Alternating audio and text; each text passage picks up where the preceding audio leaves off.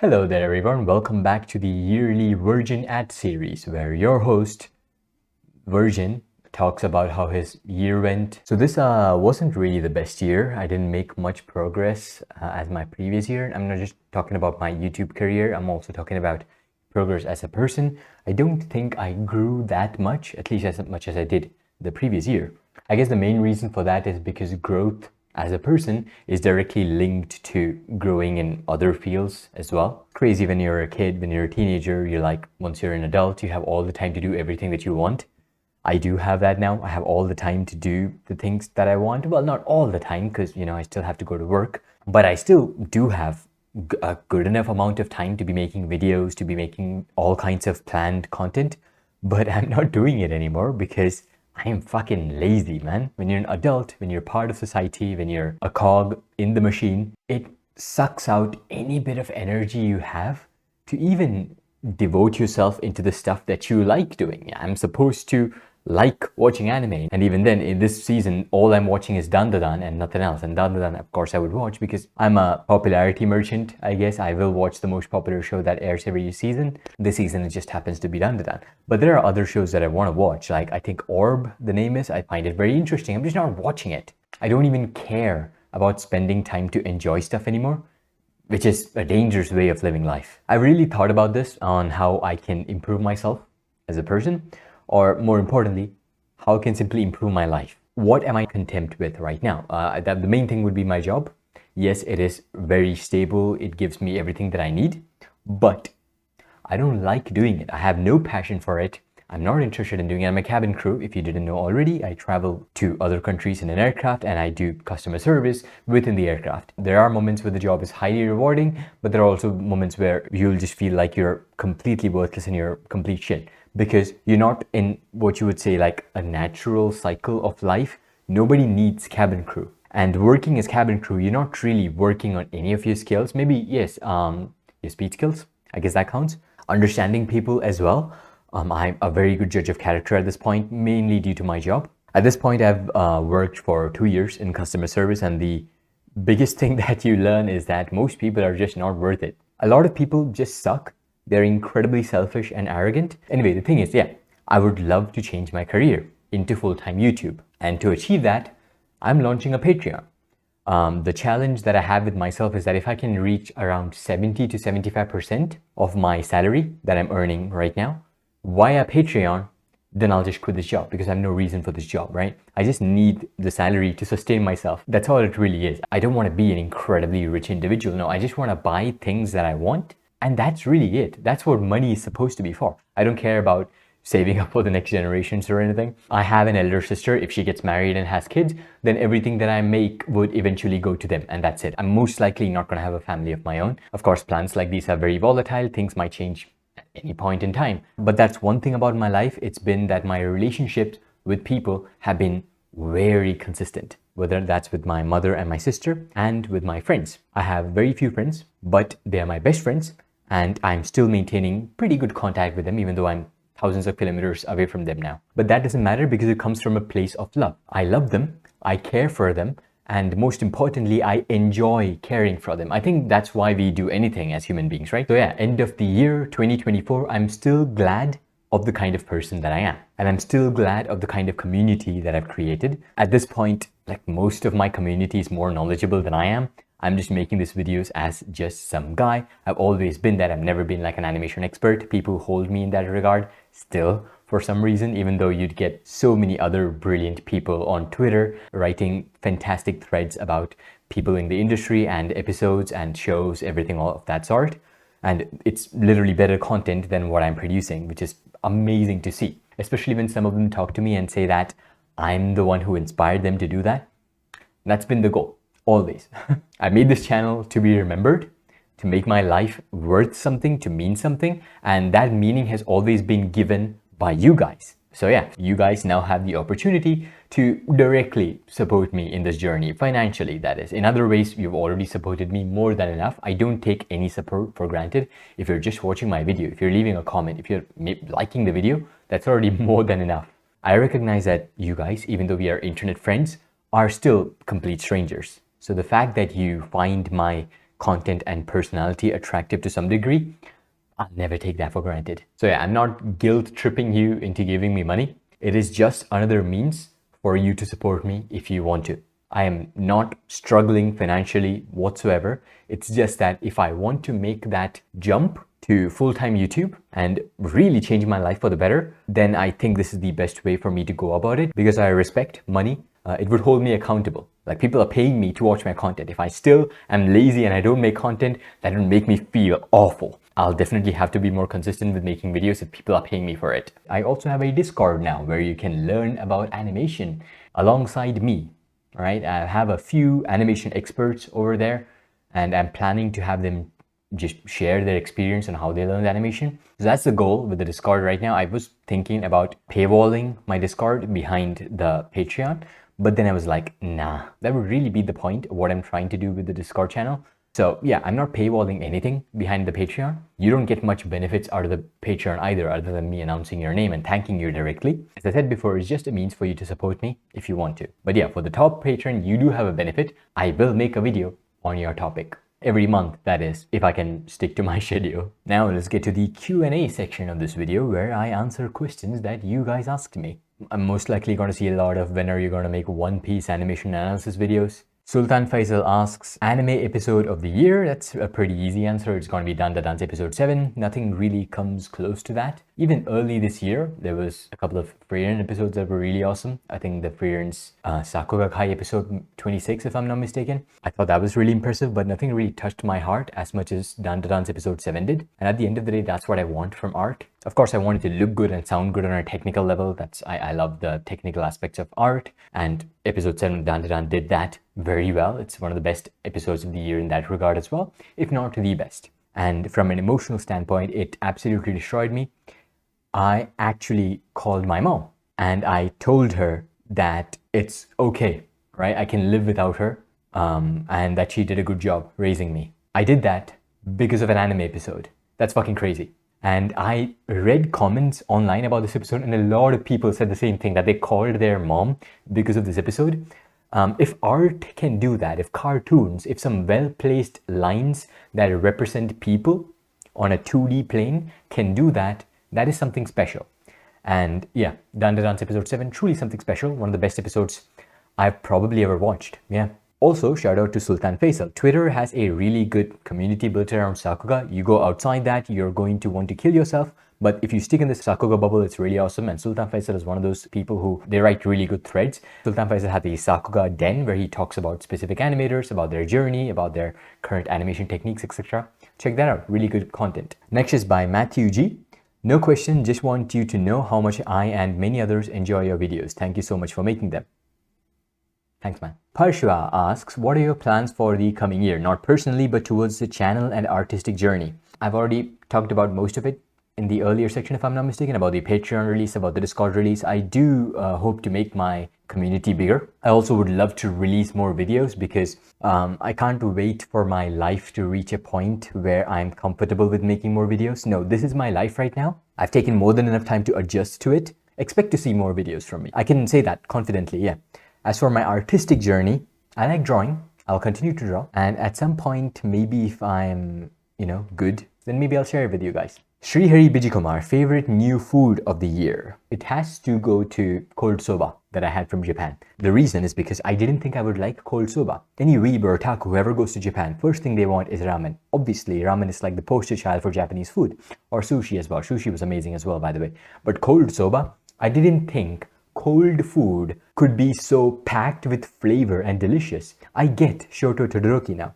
Soba, the kind that is not hot, is the best kind of soba. God, it was delicious. It's a little bit more difficult to get good soba. Even the soba that I had was from a place that was primarily a ramen place. So most places, you get a lot of ramen places, but not that many soba places from what I've noticed. Maybe there are a lot, maybe I just don't know where to look, but yeah, soba, fucking delicious. Gaming Poseidon asks, favorite Martin Scorsese film? The Departed. The Departed made me a Mark Wahlberg fan for a while. That did not go so well though. I'm an inventor. Will we ever get a video for the Upper Moon meeting and Across the Spider-Verse movie, even though it's almost 1.5 years now? It doesn't even have to be an animation analysis, just you talking about it will be enough. Okay, I'll talk about it now. Upper Moon, good. Spider-Man, also good. Spider-Man, I think it's a little bit more interesting across the Spider-Verse, especially because of the production conditions. It would be interesting to go deep into that one because the production for that movie was not good. The director made a lot of decisions that made stuff really difficult for the animators. Maybe I will elaborate on that. But for the Upper Moon meeting, there's nothing much to talk about really. I would have to show a lot of content from the episode, and I really don't want to fight against copy strikes right now. I'm just really not in the mood to do that, and that's what Aniplex does. You know, Aniplex hates people enjoying the content that they produce. I think that's one of the main reasons why I haven't made Demon Slayer video on that episode, and also on the last episode of the training arc, which was also fantastic. I like it even more than the Upper Moon meeting, honestly. Anime Sumi asks, what do you think about the path that the anime industry is going in right now? It's terrible. Seiba asks, what's your major for understanding animation so deeply? Do you do any job or work to understand animation production or Sakuga so deeply? No, I am just a fan. That's all. This is my hobby. You know how a lot of Indian people are experts in football, even though India sucks in international football? That's it. That's just how I am. I suck at art myself, but I appreciate art. I love it. Your all-time favorite anime in terms of writing. If you're talking about dialogue writing, it'll have to be Odd Taxi. If you're talking about writing as in world building or plot writing in general, it's got to be Attack on Titan. I know, generic answer, but it is the truth.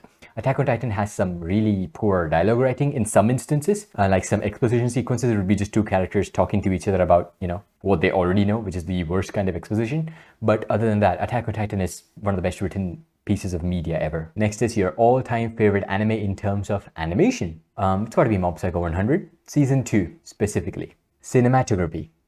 It's got to be Cowboy Bebop. All-time favorite director, Shota Shizuno. Please answer. Joshua asks, have you ever found school to be a chore, primarily college? Yes and yes. Shingo Pop asks, do you like Wayland Zan? My Dam says, first of all, thank you for all the videos you make. Thank you for watching. You've acknowledged me a lot about animation and thankful for that. You're welcome. My question is, what will your most anticipated anime of 2025 be? And what are your plans for 2025 overall? Plans, I've already talked about it. Most anticipated anime, it's got to be the Chainsaw Man movie. Thanks for answering, and I wish you happiness. I wish you happiness too. Will you make a video about Arcane? I wanted to. I liked Season 2.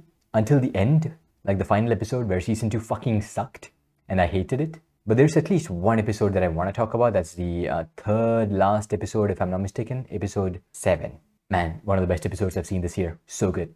Fantastic. What's a video or something you wanted to do this year but you weren't able to? Videos about Freyrin, man. I really wanted to make them. I'll still do it. I'll still do it for sure. Also, I love your content. It's incredibly educational and taught me a lot about animation. Thank you for watching. David says, remember when you were a small channel and a guy that was definitely not me recommended you watch Garo Vanishing Line for the CGI. What happened with that? Someone did say that. Garo was not an enjoyable anime to watch. The only enjoyable part was the Sungo Park sword fight sequence. The CGI, nothing much to say about it. It's very mediocre CGI. It's, I guess, good to look back on because of how good the progression is. And I did talk about it. Right, I made a video about CGI a long time back now. Ozone Sage asks, what are your thoughts about Sakuga becoming more prevalent in discussions surrounding anime in comparison to a couple of years back when Sakuga talk was more underground and less mainstream? I think it's overall a good thing. Any community that you like increasing in size, it's always going to be a good thing. For example, just from a creator's point of view, as far as I'm concerned, I have 10,000 subscribers. That's 10,000 people who want to see me talk about animation specifically, and go in depth into it. I'm not a very accessible channel, I would say. You would already have to know a lot about Sakuga when you watch my videos. And even then, I have a lot of followers. That wouldn't have happened, let's say, 3 years ago. But obviously, there are also negative aspects to it. I would say overall, the Sakuga community is still positive. The more the size of a community it increases, the more the number of bad actors will also increase. That's just how it is. The percentage of bad people might remain the same, but now there's more of them because the community as a whole is larger. And us as human beings, we are just hardwired to notice negativity a lot more, especially when these negative people are incredibly loud with their shitty opinions. So it might seem like the community is really shitty right now, but it's only because of a small minority of really loud bad actors. And I think that works for literally every single community, even fandoms, right? People say that, I don't know, fucking My Hero Academia's fandom is the worst, but it's not black and white. There are good people and bad people there. Maybe My Hero Academia is not the best example because that really is the worst fucking community. Maybe like Attack on Titan. Yes, Attack on Titan is a largely toxic community, but I would say that the toxicity still comes from a loud minority group. So yeah, the community that you're part of is increasing in size. That can never really be a bad thing. I'm never one to gatekeep, so there's that. Hiren Suva asks, top 5 movie reviewers on YouTube. Interesting question. I don't really watch many movie reviewers. I'll just talk about the ones that I do watch. Maybe like Critical Drinker. I know that he's very polarizing. Some people like him, some people don't like him whatsoever. I do generally enjoy his content, maybe because what he makes is primarily content. It's enjoyable to watch. And I think that's what I look the most for from movie reviews. I could just watch Chris Stuckman, whatever he's called, and get a general idea of what a movie is like or what a TV show is like. I don't want that. I want the content that I watch to be entertaining rather than just be content that talks about other content. In that regard, I would say the best movie review channel, I'm really stretching the meaning of what movie reviews are at this point, but it would be Ryan George's pitch meetings. Those are really enjoyable to watch, and it also really does give you an idea of what a movie is like, whether you want to watch it or not. I also really like Pointless Hubs videos for the same reason. Also really like Mauler in particular, I would say, really good channel because it challenges your media literacy. And yeah, I like people who challenge my opinions on things. And he doesn't really give a shit about what other people think about his opinions, about art that is. And I'm the same. I've been attacked endlessly about my opinions on My Hero Academia's latest season. I don't care. I still think that My Hero Academia sucks now. Similar to Mauler. Mauler made a video about the new Alien movie. I watched the new Alien movie as well. I thought it was awful. And yeah, he thought the same thing. He thought it was awful. So yeah, that's not really 5 because I don't think I even watch 5 movie reviewers regularly. But yeah, that's about it. Those people, check them out. At Abhijit, hey, that's my name as well. Why not ever made One Piece? Okay, next question. Debanjan at Cat Muncher. Cat Muncher. You extensively talked about how you didn't like the later part of the AOT final season part 2 and the directions where it was headed. So now that it has been over for over a year and you have sat on your thoughts, how do you feel about the ending and AOT as a whole series? Attack on Titan is one of the best shows that I've ever watched. It is still not flawless. Debanjan mentions the latter half of final season part 2. I still don't like that much. I think it's still because the most appealing thing about Attack on Titan for me was the gray area of how really well written both sides were, to the point where you could root for either side, to the point where you don't know the answer because the themes that it is showing to us, it is so complex that you don't have a right answer really. And all of a sudden having a comically evil guy like Flock added into the mix. I love Flock's character. I think he's good, but he's not good for the story because obviously everyone's gonna root against him. And if you don't root against him, you're a psychopath then. I would have much more preferred Flock as cold and collected rather than comically goofy evil. But outside of that, and even with that in the equation, I still think Attack on Titan is one of the best shows ever made. And the ending was quite satisfactory. It takes insane amounts of skill to build something of such a large scale. It's one of the largest scale stories that I've ever seen.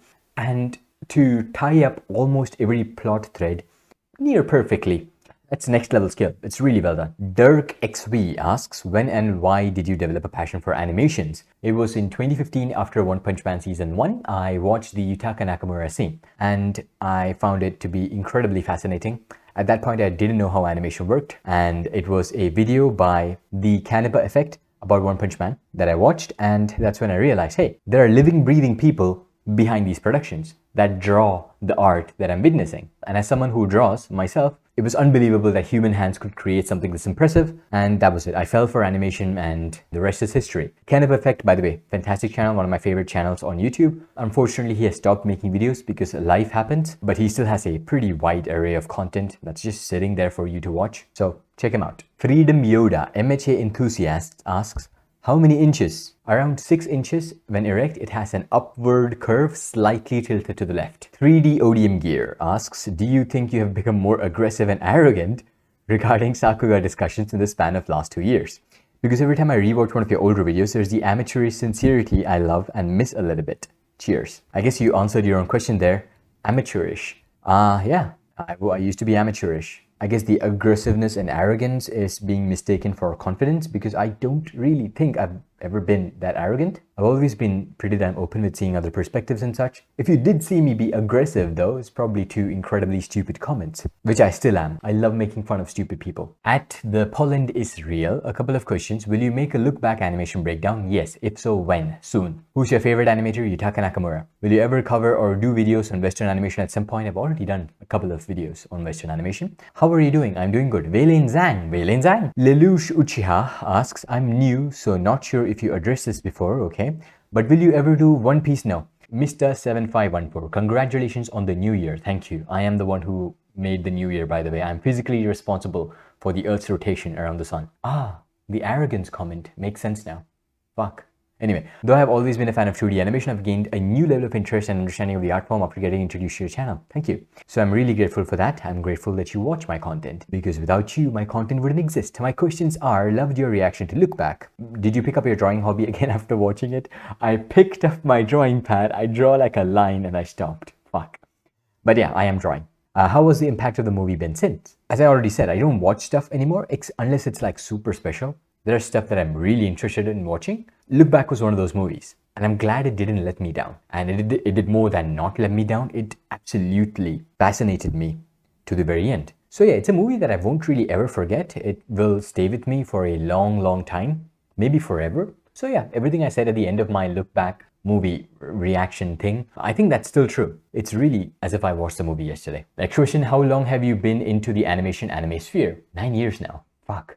Do you have IR friends that you could discuss such things with? They're not really as into it as much as I am. And I have another friend who is about as interested as I am, but we're not very close friends, so we don't talk much about it. If not, then do you feel isolated because of it? Not really. I do feel like IRL interactions can be very useful. I do think they are more meaningful than online interactions, such as this one. As for feeling isolated, I guess yes, but it's because I don't think of being isolated as a negative trait, so I don't care for it. Asking because I really do feel so. Being isolated, not really that bad. I am a very solitary person. I find happiness in solitude. I only really feel lonely when I'm like missing my mum. But again, that's got nothing to do with animation. She's not really an animation nerd.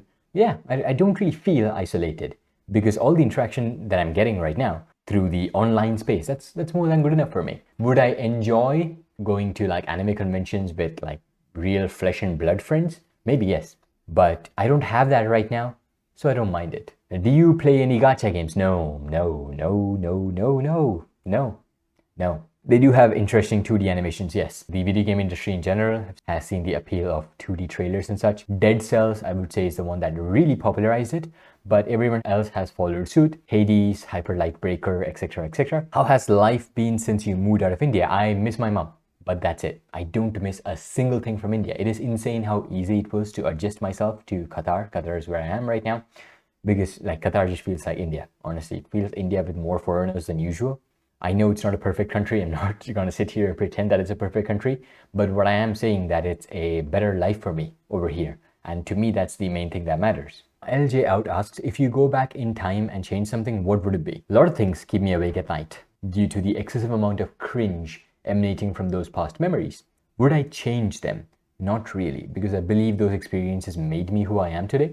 So if I really could go back in time and change something, I would tell my younger self to start fucking drawing and never stop. Do you think opening a manga bookstore or manga cafe in India is profitable or a good idea to say the least? Pretty much. I think so, yes. But you'll have to choose your location very carefully. It could work in like Mumbai, Bangalore, maybe even in Delhi. But if you go to like other places outside of these 3 cities, you'd have a hard time making a profit.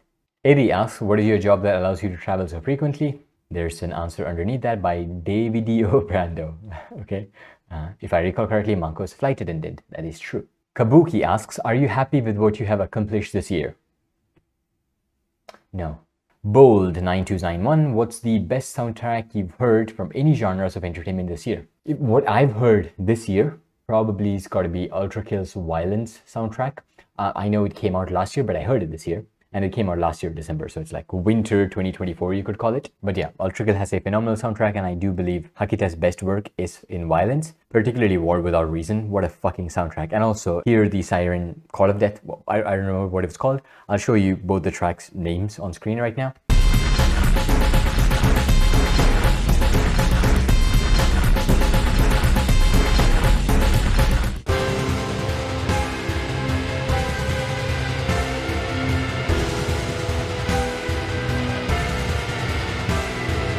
if we are specifically talking about soundtracks that came out this year, then it's still gotta be another indie first-person shooter game. This time it's Trepang. It had its DLC out this year named Blade Kisser, and it's overall fucking incredible, but the soundtrack specifically is insane.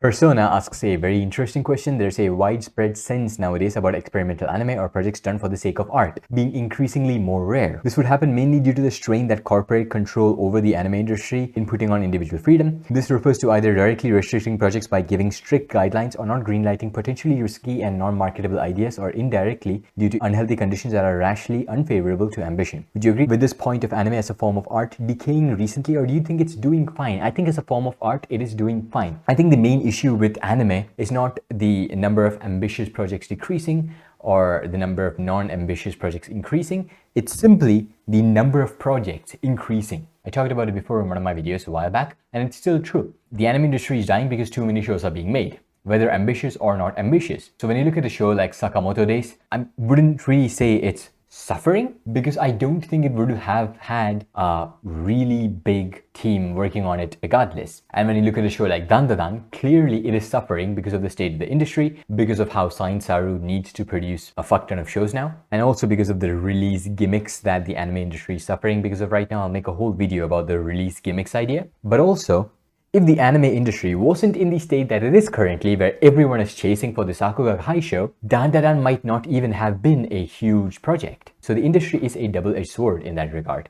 About the point of art decaying or whether it's doing fine, I think it's doing fine. We got movies like Look Back, Uma Musume movie, even My Hero Academia's 4th movie. There's so much good shit, way more than we had before. And good shit will always exist. As long as artists who challenge the industry norms exist, which is going to be forever, there are always going to be those kind of artists, good art will always exist. While yes, a show like Chainsaw Man could have done much better if the industry was in a better condition, we also can't ignore the fact that we got Mob Psycho Season 3, Bocchi the Rock, and Do It Yourself in that same season. So if this happened like 15 years ago in the anime industry, instead of getting these 4 shows in the same season, we would have gotten maybe like one of these shows in that 1 year, because you're working with the same talent pool of animators. And the anime industry simply cannot afford that at this point because anime is too big. You gotta have a lot of shows, and all those shows need to be good looking. And the problem really is that while the anime industry is growing at an exponential rate, it is still not enough. If the anime industry was making as much money as Western animation projects were, and they could use more money on these projects, I think that could fix the issue to an extent. But even then, if the anime industry overall starts making more money, it still won't wipe out the issue because of the production committee system. There's a reason Kyoto Animation is not making sequels to beloved shows, because they exclusively want to work on shows on their own terms now and don't want to be shackled by the production committee system, which is unfortunately the norm. For all we know, money might not even be the issue right now, considering the insane amount of money that comes out of anime. It's just that most of it goes into marketing and IP expansion, and not much of it goes to the artists themselves. Overall, this problem is just so complex that you can't really point to one thing and say, hey, if this was fixed, everything will be fixed. You just can't do that. But yeah, as for whether anime as a form of art is decaying recently or if it's doing fine, I think projects that would have done fine 20 years ago are still doing fine. But those new unique projects that are pushing to be something special without having the resources for it, those will suffer. And these projects are something that simply didn't exist 20 years ago. So ultimately, you're not really losing the perfect forms of art. You're just getting more art that are simply hit or miss. Dhey Hitesh Kumar Suthar asks, what is the piece of fantasy or isekai genre, may it be a manga, manhwa, anime, or a book, to which after reading you feel like you are transported to another world and you are attached emotionally to it? Sorry for the bad English. What?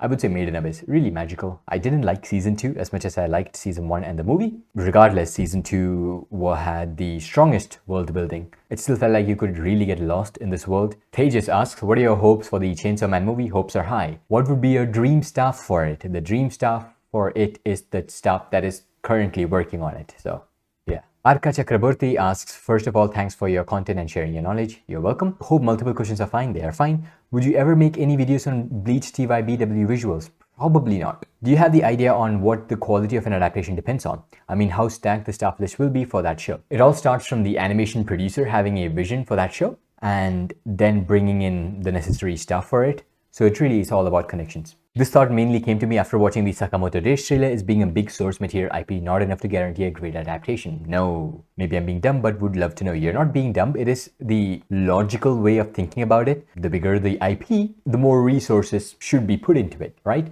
That's not how it works. Even if you put a lot of resources into it, the main resource in the form of manpower, in the form of artists, that only comes through connections. Working conditions are also a pretty big factor. Blue Lock had a pretty decent core staff. They had Hajime Nihira, Yu Yoshiyama, and Ikuo Gesso. That's a really good trio of super high quality action animators, but they couldn't hold on to them because the production conditions are so terrible. And season 2 rolls around, they're just not here anymore. So it's about the production desk making a stable platform for animators to work on, and also having animators to work on the project who only come through connections. Who's your favorite animator? Yutaka Nakamura. And if I invite you to my wedding in Saudi Arabia, will you come?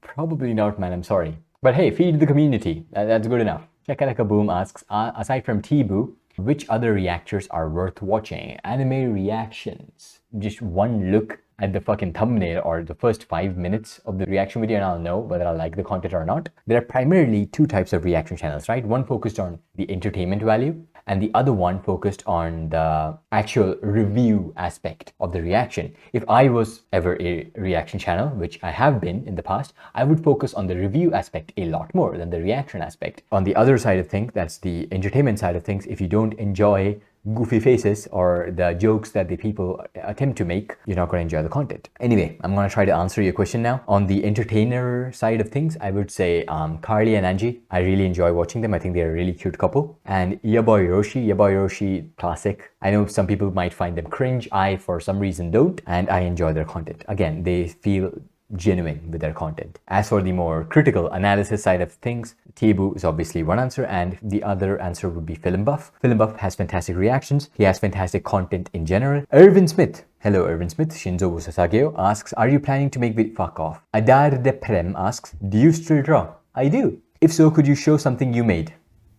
Brother and Armstrong asks, can you please elaborate on why you don't like Mushoku Tensei's story? I've already done that in my second channel. Zoro asks, please don't be a One Piece question. Oh, it's not. Have you ever thought of getting an editor? An editor can help you make videos much faster and with more peace of mind. Yes, true. But also, if I get an editor, it would no longer be my content. A lot of the personality in my video, it comes from me editing it myself. And I feel like if I stop doing that, a significant amount of the quality would just be lost. It would be technically better edited, but also how would an editor know which clips exactly to use at which points? Which clips to take from Sakuga to explain what I'm currently saying. It might not look like it, but there's a lot of shit that goes into my videos. And if I get an editor, I would have to communicate all of that to that editor. At that point, I might as well edit my videos myself. Again, if I did full-time YouTube, I would also do like reaction videos on like a second channel or something. At that point, I would hire an editor for my second channel for the reaction video side. But for now, for my actual content, I don't think I will ever get an editor. Those were your questions. Thank you for asking. And thank you for being here. If you feel like supporting me, join the Patreon. If you want to go one level deeper into the community, join the Discord. And that's about it. Thanks for the views.